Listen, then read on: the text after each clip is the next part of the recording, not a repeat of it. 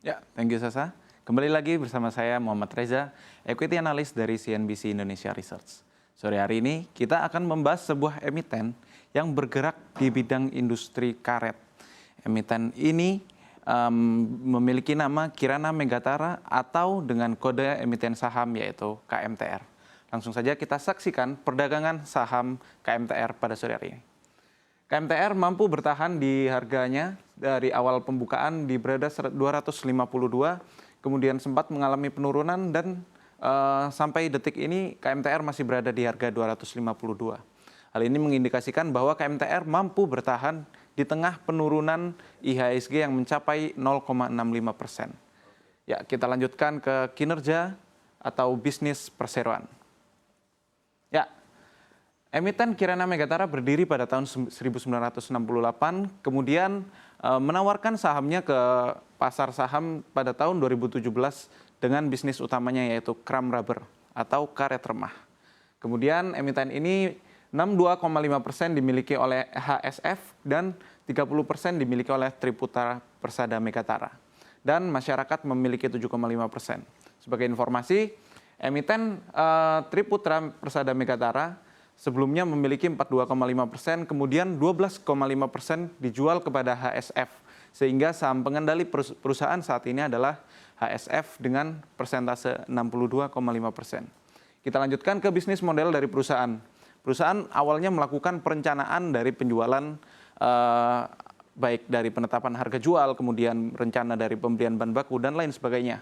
Kemudian perseroan melanjutkan dengan penetapan sistem penjualan. Sistem penjualan menggunakan baik itu harga spot atau kontrak jangka panjang entah 3 bulan, 6 bulan, atau 1 tahun. Selanjutnya perseroan melanjutkan dengan pembelian bahan baku. Bahan baku ini dibeli dari petani-petani sebesar lebih dari 90% dan karet-karet yang dibeli dari petani itu dilakukan produksi, sehingga produksi menggunakan milling sehingga perusahaan akan menjadikan karet-karet itu menjadi karet-karet halus dan siap untuk dijual. Kemudian perseroan melanjutkan pengiriman sampai dan penagihan dan juga administrasi, sehingga perusahaan akan dapat memastikan bahwa memang produk telah sampai dan sesuai seperti kontrak perjanjian. Terakhir, perusahaan akan melakukan quality control dengan melakukan pengecekan dari produk apakah sudah sesuai dengan spesifikasi yang diharapkan oleh customer. Lanjutkan.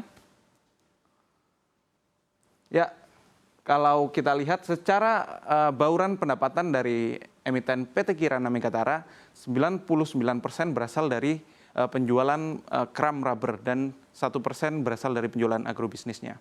Agrobisnis perseroan salah satunya adalah perseroan mulai merambah ke sektor CPO atau crude palm oil. Kita lanjutkan. Ya, kalau kita perhatikan bauran pendapatan dan laba bersih perusahaan dari tahun 2016 sampai 2022 mencapai titik tertingginya pada tahun 2017 dengan laba bersih mencapai 423 miliar rupiah. Dan juga padahal di satu sisi emiten ini pada tahun 2021 sempat mengalami pendapatan tertinggi selama dia melantai di bursa. Namun pendapatan tertinggi dari KMTR itu tidak didukung oleh net profit margin yang cuma sebesar 1%. Hal ini disebabkan oleh tingginya harga dari komoditas TSR atau harga spot dari rubber atau yang dilakukan oleh Kirana Megatara dengan melakukan pembelian ke petani-petani itu sedang berada di harga yang cukup tinggi, sehingga gross profit dari perusahaan itu mengalami penurunan. Kalau kita lihat lebih detail, sebenarnya di tahun 2017 emiten KMTR ini membukukan gross profit itu mencapai sampai 1 triliun lebih. Sedangkan di 2021 perseroan beban pokok penjualannya itu mengalami kenaikan, sehingga akun-akun di bawahnya juga akan mengalami penurunan, dan hingga laba bersih perusahaan pada tahun 2021 mencapai hanya 82 miliar rupiah. Lanjutkan. Ya, yang sudah saya jelaskan sebelumnya bahwa harga dari beban pokok penjualan itu berasal dari rata-rata average TSR 20 future price. Kalau kita perhatikan dari tahun 2017 ini berada di 161 yang menunjukkan bahwa beban pokok penjualan itu lebih rendah dibandingkan pada tahun 2021 yang mencapai 171 per tonnya. Kemudian Kalau hal ini menyebabkan beban pokok penjualan pada tahun 2021 lebih tinggi dibandingkan 2017. Hal ini mengindikasikan bahwa perusahaan kesulitan untuk mencapai laba bersih atau gross profit seperti yang terjadi pada tahun 2017 lalu. Berdasarkan hal tersebut, maka KMTR ini sangat bergantung dengan perubahan dari harga komoditas karet yang dibeli dari petani-petani tersebut. Kita lanjutkan. Ya, selain itu juga secara volume sales dan average selling price, perusahaan itu cenderung fluktuatif dalam penjualan dan juga volume penjualannya. Kalau kita lihat pada tahun 2022, perusahaan memiliki average selling price di 1,55. Namun, volume penjualan dari perusahaan itu cukup rendah jika dibandingkan pada tahun 2021. Volume penjualan mengalami penurunan, sehingga hal tersebutlah yang menjadi faktor dari pendapatan perseroan itu mengalami penurunan. Kita lanjutkan. Ya, kita masuk ke dalam segmen valuasi. Valuasi perusahaan berada di 12,21 apabila kita menggunakan trailing 12 month dari pendapatan tahun 2021 sebelumnya. Padahal kalau kita ketahui selama tahun 2022 emiten KMTR ini membukukan kerugian. Jadi kita pahami bahwa PE ratio ini bukan salah satu perhitungan metrik yang pantas untuk digunakan untuk memvaluasi KMTR karena adanya kerugian pada tahun 2021. Kita lanjutkan, secara PBV, emiten ini cukup dihargai dengan harga wajar berada di 1,07. Kemudian secara EV to EBITDA, emiten ini juga dihargai relatif cenderung agak mahal. Hal ini disebabkan oleh enterprise value yang juga terdapat, salah satunya adalah penilaian dari utang perusahaan itu cukup tinggi dan juga menyebabkan EV to EBITDA dari perusahaan itu berada di 14,87 yang mana itu cukup tinggi.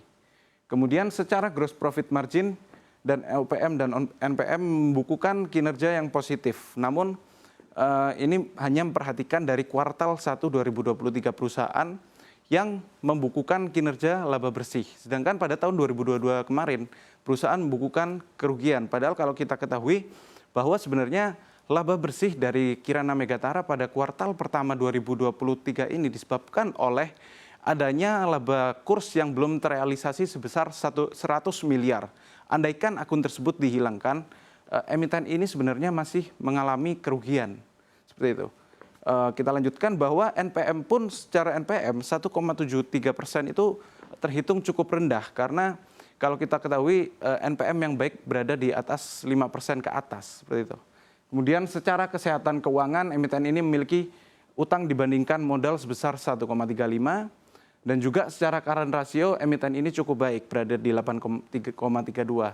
Hal ini disebabkan oleh salah satunya adalah persediaan perusahaan yang cukup tinggi mengingat karet merupakan produk yang dapat disimpan cukup lama. Kemudian secara quick ratio emiten ini juga dapat menjaga cash-nya untuk membayar utang jangka pendeknya sehingga perusahaan dapat mampu bertahan untuk mengalami krisis atau apabila terjadi kerugian dan permasalahan dalam cash flow. Berdasarkan pemaparan dari emiten KMTR sore hari ini, kita dapat simpulkan bahwa apakah emiten ini layak untuk diinvestasikan. Mungkin secara valuasi atau rasio-rasio lainnya emiten ini cukup dihargai dengan harga wajar.